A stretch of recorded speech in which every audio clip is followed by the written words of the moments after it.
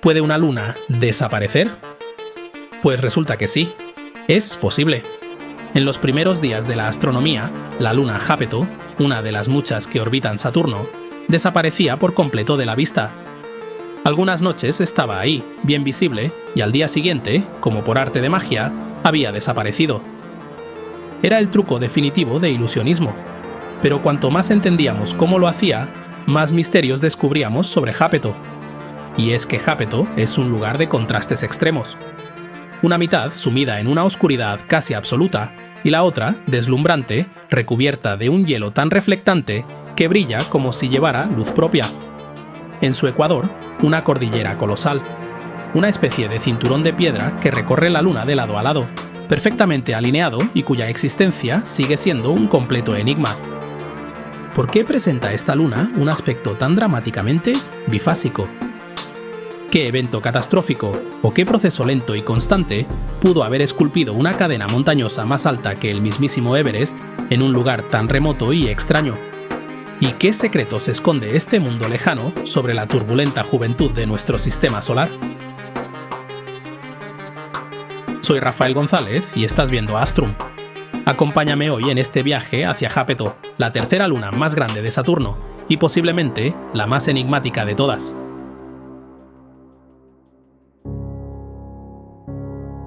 Nuestra historia comienza con la mirada aguda de Giovanni Domenico Cassini. En el año 1671, utilizando telescopios refractores del Observatorio de París, Cassini avistó un nuevo punto de luz orbitando el gigante anillado. Pero aquella luna nueva se comportaba de forma muy extraña. Cuando se encontraba en el lado occidental de Saturno, desde nuestro punto de vista, era relativamente visible. Pero en cuanto se desplazaba hacia el lado oriental, parecía esfumarse, haciéndose increíblemente tenue. A veces, incluso desaparecía por completo del campo de visión de aquellos telescopios. Reflexionando sobre sus observaciones, Cassini anotó: a veces, tras empezar a desvanecerse con el telescopio de 32 pies, al día siguiente ha sido buscada en vano, incluso con uno de 45. Cassini llegó a una conclusión brillante para su época. Esta luna debía tener un hemisferio significativamente más oscuro que el otro. Y además debía estar en acoplamiento de marea con Saturno, lo que significa que siempre muestra la misma cara hacia su planeta, del mismo modo que nuestra luna hace con la Tierra. Eso quería decir que a medida que Jápeto orbitaba Saturno, nos iba mostrando alternativamente su cara brillante y su cara oscura. Cuando la cara clara estaba orientada hacia nosotros, es decir, cuando se encontraba en el lado occidental de su órbita, era visible. Pero cuando giraba y nos mostraba su lado oscuro, en el lado oriental, desaparecía casi por completo. Fue una observación absolutamente asombrosa para el siglo XVII. De hecho, se convirtió en la primera propiedad superficial jamás detectada en una luna planetaria fuera del sistema Tierra-Luna. Cassini bautizó las 4 lunas que descubrió como Sidera Lodoicea o las estrellas de Luis, en honor al rey Luis XIV, pero aquellos nombres no perduraron. Más adelante, fue John Herschel quien propuso usar nombres de los titanes, los hermanos y hermanas de Saturno según la mitología. Jápeto, padre de Atlas y Prometeo, y por extensión, padre de la humanidad creada por Prometeo, acabó dando nombre a este mundo tan peculiar. Durante siglos, Jápeto no fue más que un puntito de luz, con ese extraño vaivén de brillo que tanto intrigaba. Ni siquiera las legendarias sondas Voyager, que revolucionaron nuestro conocimiento del sistema solar exterior a finales de los años 70 y principios de los 80, pudieron acercarse lo suficiente. Voyager 1 logró captar imágenes que mostraban claramente ese contraste de brillo tan acusado, confirmando lo que Cassini había intuido siglos atrás. Pero la resolución no era lo bastante buena como para revelar los detalles más finos. Voyager 2 se acercó algo más y nos ofreció el primer atisbo de otra característica alucinante: una enorme cresta cerca del ecuador. Pero el panorama completo, la asombrosa rareza de Jápeto, tendría que esperar a la llegada de una sonda diseñada específicamente para explorar Saturno. Y aquí entra en escena la sonda Cassini, nombrada muy apropiadamente en honor al descubridor de esta luna. Cassini llegó a Saturno en 2004 y durante 13 años se dedicó a desvelar los secretos del planeta de los anillos y de su variado séquito de lunas. Jápeto, por supuesto, era uno de sus objetivos prioritarios. Gracias a las observaciones de Cassini, en especial un sobrevuelo cercano en septiembre de 2007 que la llevó a solo 1.640 kilómetros de la superficie, Jápeto dejó de ser simplemente un punto brillante en el cielo, para convertirse en un mundo complejo que por fin podíamos estudiar con detalle. Jápeto es una luna con una densidad bastante baja, apenas 1,2 veces la del agua. Esto sugiere que está compuesta en un 75% de hielo de agua. Su forma no es perfectamente esférica, en parte debido a esa famosa cresta ecuatorial, lo que le da ese aspecto tan característico, como de nuez o de pelota achatada. A diferencia de Encélado o Europa, es poco probable que Jápeto tenga un océano subterráneo. No hay indicios de actividad geológica reciente, ni de calentamiento por mareas que pudiera mantener agua líquida bajo su corteza helada. Su superficie es antigua, gélida y llena de cráteres, especialmente en las regiones brillantes de Roncevaux Terra, lo que nos habla de miles de millones de años de impactos. Y su órbita también es peculiar. Jápeto gira alrededor de Saturno a una distancia media de unos 3,5 millones de kilómetros, más del doble de lo que se aleja Titán, la siguiente gran luna. Esa lejanía implica que tarda aproximadamente 79 días terrestres en completar una sola órbita. Pero lo más llamativo es su inclinación orbital, unos 15 grados respecto al plano ecuatorial de Saturno, donde orbitan la mayoría de lunas principales. Esta gran distancia también significa que Jápeto escapa, en buena parte, del influjo del campo magnético de Saturno y de sus intensos cinturones de radiación. Y esa inclinación podría ser una pista sobre su origen o migración temprana. Tal vez Jápeto no se formó en el mismo disco ecuatorial que las lunas interiores más regulares. Pero dejemos la órbita a un lado, porque si hay algo que hace de Jápeto un espectáculo visual, es su superficie. Jápeto está dividida en dos hemisferios claramente diferenciados. El hemisferio frontal, es decir, el lado que avanza por delante en su órbita, es increíblemente oscuro. Esta región se llama Cassini Regio y cubre aproximadamente el 40% de la superficie total. Su albedo, la capacidad de reflejar luz, es bajísima, entre 0,03 y 0,05. Vamos, tan oscuro como el asfalto o el polvo de carbón. Absorbe casi toda la luz solar que recibe. En cambio, el hemisferio posterior, el que queda detrás en su movimiento orbital y las zonas polares, son extraordinariamente brillantes. Estas regiones, que incluyen Roncevaux Terra al norte y Zaragoza Terra al sur, tienen un albedo de entre 0,5 y 0,6. Tan brillante como la nieve recién caída o el hielo puro. Esta diferencia de albedo, casi 10 veces entre un hemisferio y otro, es la mayor que se ha encontrado entre dos mitades de un mismo cuerpo en todo el sistema solar. Imagínate ver este mundo de cerca, un lado de un tono marrón rojizo o negro profundo y el otro blanco cegador. En algunas zonas, sobre todo cerca del ecuador, la línea divisoria entre ambos hemisferios es sorprendentemente nítida, como si alguien la hubiese pintado a mano. En otras regiones, especialmente hacia latitudes más altas, la transición es más suave. Hay cráteres brillantes que irradian sobre el terreno oscuro y vetas oscuras que manchan el terreno claro, como si fuera barro salpicando sobre nieve. Esta imagen captada por la sonda Cassini lo ilustra a la perfección. Un mundo literalmente partido en dos. Entonces, ¿a qué se debe ese aspecto de yin y yang? Durante mucho tiempo, la teoría predominante apuntaba a un origen interno. Tal vez algún tipo de material oscuro, criovolcánico, que habría brotado del interior de Jápeto y recubierto un solo hemisferio.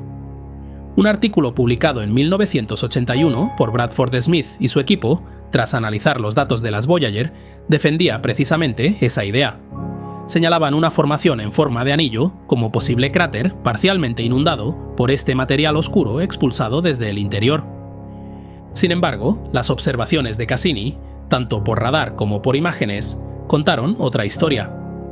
Los datos mostraban que el material oscuro formaba una capa relativamente fina, de apenas unos centímetros a 1 metro de grosor en la mayoría de zonas. Además, muchos cráteres en Cassini Regio revelaban un subsuelo brillante y helado justo debajo de esa capa, como si estuvieran perforando una fina cobertura de polvo negro. Esto apuntaba claramente a que ese material oscuro no surgía desde el interior, sino que se estaba depositando desde el exterior. Ya en 1982, un estudio espectrofotométrico del hemisferio oscuro identificó que su composición era carbonosa, muy parecida a la del meteorito Murchison C2, que cayó a la Tierra durante una lluvia de meteoros en 1969. ¿Y qué podía explicar esa similitud? Los investigadores dirigieron la mirada hacia posibles culpables cercanos, dentro del sistema de Saturno. ¿El principal sospechoso? Febe. Febe es una luna oscura, relativamente grande, que fue capturada por la gravedad de Saturno y que, curiosamente, orbita en sentido contrario al de la rotación del planeta, en una órbita retrógrada muy lejana. Durante miles de millones de años, los impactos sobre Febe y sobre otras pequeñas lunas retrógradas del sistema exterior han ido levantando una nube tenue, pero enorme, de partículas de polvo oscuro. Estas partículas están sujetas a la presión de la radiación solar, lo que produce un efecto conocido como el efecto Poynting-Robertson.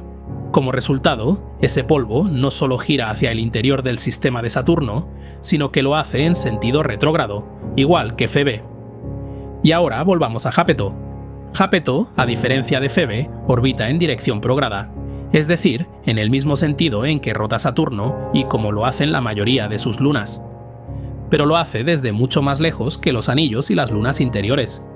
Y ahí está la clave.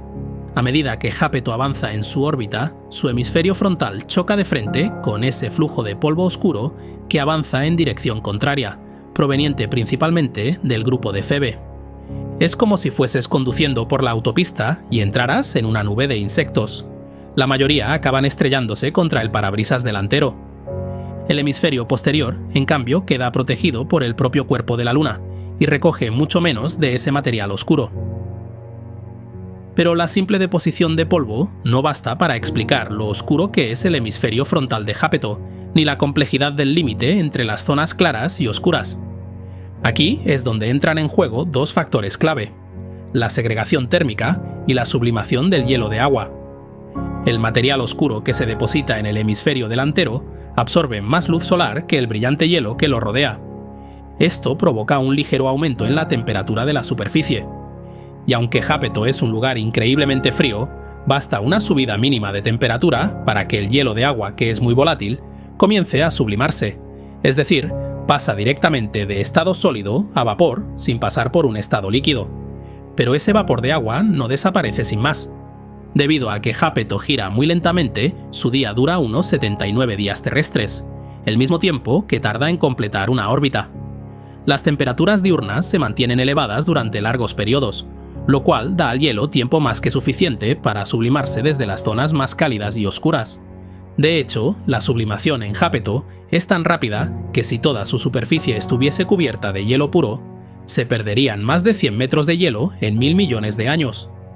Eso es más rápido que en cualquier otra luna de Saturno. Pero, ¿y dónde va todo ese hielo? Pues se recondensa y se congela de nuevo, pero no en cualquier sitio. Tiende a hacerlo sobre las superficies más frías disponibles. ¿Y cuáles son esas zonas? Las regiones ya brillantes del hemisferio trasero y las zonas cercanas a los polos que reflejan más luz solar y por tanto se mantienen más frías. Los científicos creen que al no haber una atmósfera significativa en Jápeto, las moléculas que se subliman siguen trayectorias balísticas, como pequeños proyectiles y acaban aterrizando a grandes distancias, sobre todo en el hemisferio trasero. Y esto genera un bucle de retroalimentación positiva que amplifica aún más el contraste. Las zonas oscuras se calientan ligeramente, pierden más hielo, se vuelven aún más oscuras. Al concentrarse el polvo que estaba bajo el hielo, absorben todavía más calor, y así sigue el ciclo. Mientras tanto, las zonas claras se mantienen frías, recogen escarcha migrante, se vuelven aún más blancas, reflejan más luz, se enfrían más y siguen acumulando más hielo. Con el paso de millones, incluso miles de millones de años, este proceso ha ido acentuando y afilando el límite entre el hemisferio oscuro y el claro, hasta crear ese contraste tan extremo que vemos hoy en día. Así que la gran dicotomía de Jápeto parece deberse a una combinación de contaminación externa, el polvo procedente de lunas retrógradas y un mecanismo interno de redistribución, impulsado por la luz solar y la física del hielo. Un ejemplo asombroso de cómo pueden actuar los procesos planetarios, incluso en lugares tan remotos. Pero los dos tonos de color no es lo único raro en Jápeto. Tal y como insinuó Voyager 2 y confirmó con todo lujo de detalles la sonda Cassini, esta luna esconde otra característica que es única en todo el sistema solar conocido: una colosal cordillera ecuatorial. Esta cordillera es básicamente una muralla de montañas que se extiende a lo largo de unos 1.600 kilómetros. Eso es más de la mitad de la circunferencia de toda la Luna. De media, tiene una base de unos 200 kilómetros de ancho y alcanza alturas colosales de hasta 20 kilómetros por encima del terreno circundante. Eso es muchísimo más alto que el Everest, y lo más desconcertante de todo es que sigue el ecuador casi a la perfección. Se encuentra principalmente dentro de la región oscura de Cassini Regio, aunque algunas montañas ecuatoriales que identificó Voyager en el hemisferio trasero podrían ser una continuación de esta misma estructura. En imágenes como esta, tomada por la sonda Cassini durante su sobrevuelo cercano, la escala es alucinante. Gracias a esta cordillera, Jápeto adquiere esa forma tan característica, casi como una nuez. Pero, ¿qué diantres podría haber formado este cinturón montañoso? Pues bien, es uno de los grandes misterios que sigue sin resolverse sobre Jápeto. Se han propuesto varias hipótesis, cada una con sus ventajas e inconvenientes. Una de las teorías más destacadas sugiere que la cordillera es en realidad el vestigio de un pasado en el que Jápeto giraba mucho más deprisa. Modelos recientes plantean que poco después de su formación, Jápeto podría haber rotado muchísimo más rápido, completando una vuelta sobre sí misma en apenas 16 horas. Esa rotación tan veloz habría provocado un abultamiento en el ecuador debido a la fuerza centrífuga, mientras la Luna aún era joven y tenía una estructura plástica o parcialmente fundida. Cuando Jápeto empezó a enfriarse y se solidificó, ese bulto ecuatorial quedó congelado en su lugar. Después, a lo largo de millones de años, las interacciones gravitatorias con Saturno frenaron su rotación hasta que quedó sincronizada con su órbita. Rota solo una vez por cada vuelta que da alrededor de Saturno, cada 79 días. Al disminuir esa rotación, la fuerza centrífuga que sostenía el bulto ecuatorial también se redujo, pero la corteza ya solidificada no pudo relajarse del todo para volver a una forma esférica. Así que el material se fue desplomando hacia el ecuador, acumulándose en forma de esa enorme cordillera que vemos hoy. Esta teoría encaja muy bien con la ubicación de la cordillera, justo en el ecuador y con su aspecto antiguo y lleno de cráteres, lo que sugiere que se formó en las primeras etapas de la Luna. Pero también tiene algunas cosas que no cuadran. Implica que Jápeto habría tenido que girar a una velocidad brutal, casi al límite de su resistencia estructural, y que además habría tenido que solidificarse justo cuando aún mantenía ese abultamiento. Otra hipótesis fascinante propone que la cordillera se formó por material que cayó sobre Jápeto desde una fuente externa, concretamente el colapso de un subsatélite o de un sistema de anillos que una vez orbitó alrededor del propio Jápeto. Si en sus primeros tiempos Jápeto tuvo un anillo de escombros, quizá fruto de un cuerpo capturado o de un gran impacto, ese material habría orbitado naturalmente sobre el ecuador. Si ese anillo se volvió inestable, o si Jápeto cambió ligeramente su órbita, el material del anillo podría haber sido empujado más allá del llamado límite de Roche. Este es el punto en el que los efectos de marea de un cuerpo grande superan la gravedad interna de uno más pequeño. Eso habría provocado que el material del anillo lloviera lentamente sobre la superficie de Jápeto, acumulándose preferentemente a lo largo del ecuador. Y si el material del anillo era también oscuro, o si su deposición coincidió con la llegada del polvo oscuro procedente de Febe, podría explicar por qué la cordillera es más prominente en el hemisferio oscuro. Algunos modelos plantean que incluso un pequeño satélite que se desintegrase dentro del límite de Roche de Jápeto podría haber aportado suficiente material. Es una teoría elegante en cuanto a la localización de la cordillera, aunque los mecanismos exactos para formar ese anillo y luego hacer que colapse siguen siendo objeto de debate. Otras ideas, como procesos tectónicos o corrientes convectivas procedentes del interior, no terminan de explicar por qué la actividad estaría tan limitada al ecuador y a lo largo de una distancia tan grande. Un gran impacto tampoco parece la causa, ya que difícilmente generaría una estructura tan lineal, alargada y perfectamente ecuatorial. Las imágenes detalladas de la sonda Cassini muestran que la cordillera está cubierta de cráteres, lo que confirma que es muy antigua. Parece estar formada principalmente por material de la corteza helada. Algunas zonas incluso muestran señales de deslizamientos de tierra y colapsos. Sea cual sea el proceso que la creó, tuvo que ocurrir muy pronto en la historia de Jápeto, probablemente dentro de los primeros cientos de millones de años tras la formación del sistema solar. Esta cordillera permanece como un monumento congelado a la juventud dinámica de Jápeto, un registro fósil de procesos que aún seguimos intentando comprender. Entonces, ¿qué sabemos realmente sobre Jápeto? Más de lo que sabíamos, pero menos de lo que quisiéramos. La misión Cassini cambió fundamentalmente nuestra percepción de esta fascinante luna. Su cercano sobrevuelo nos proporcionó los datos que confirmaron las teorías sobre el polvo exógeno y la sublimación para explicar las dos caras del planeta. Nos dio vistas asombrosas de alta resolución de la cordillera ecuatorial, permitiendo un estudio detallado de su estructura y morfología, aunque su origen sigue siendo objeto de debate. Cassini midió la forma, el campo gravitacional y la composición superficial de Jápeto con una precisión sin precedentes.